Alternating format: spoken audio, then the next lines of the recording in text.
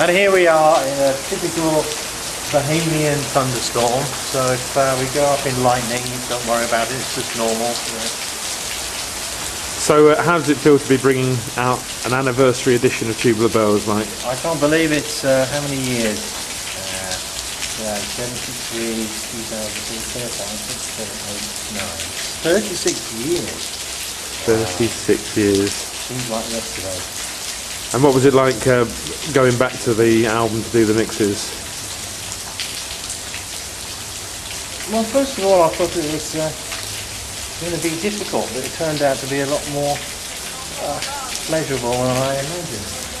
Oh, hey, you'll take it easy, man. Hey, you're going to get wet. Yeah. Give me your umbrella.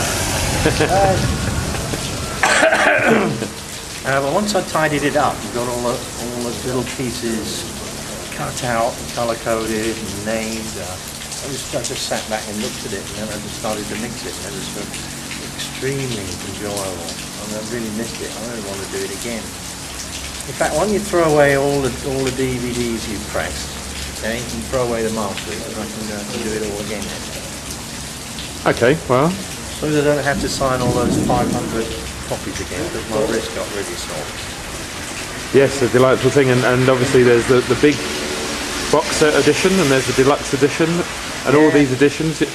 Yeah, I couldn't believe you actually found an old box. Look at that, there's the lightning. Old box. I remember scribbling on that, you know.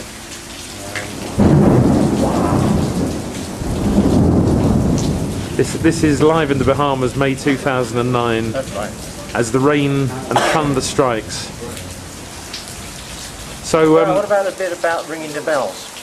So, June the 6th will have been gone by the time most people see that, but we've got National Bell Day, which people will see on the site. Yep.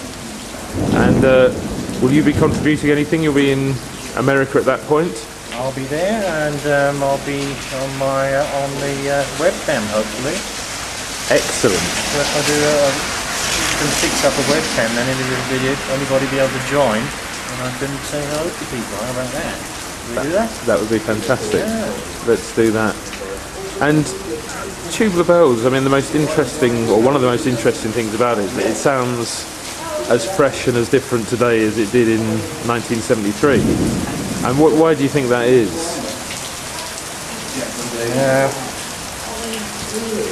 Well, I always only ever felt like a channel for music.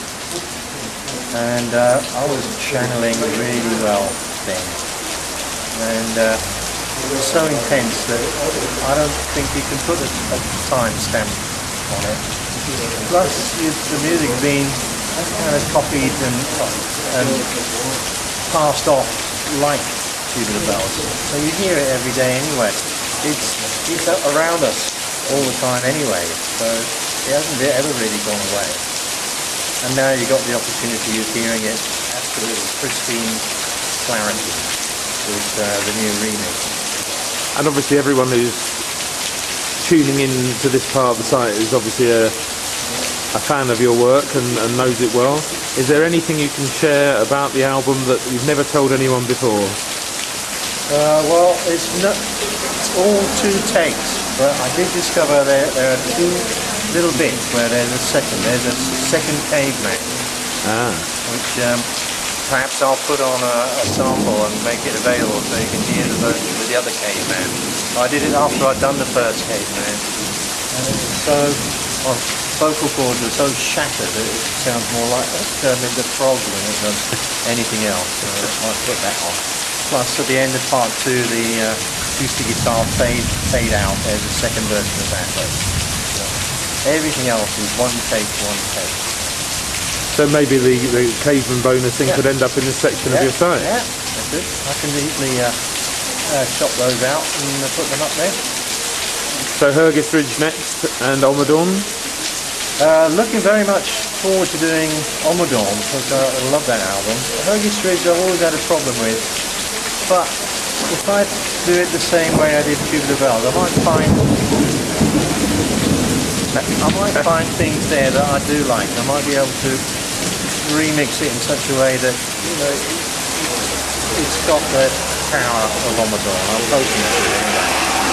we'll see once I start working on it. Fantastic. Look at all that rain. Come on, you've got to have a look at this. Look. That's Bahamas rain.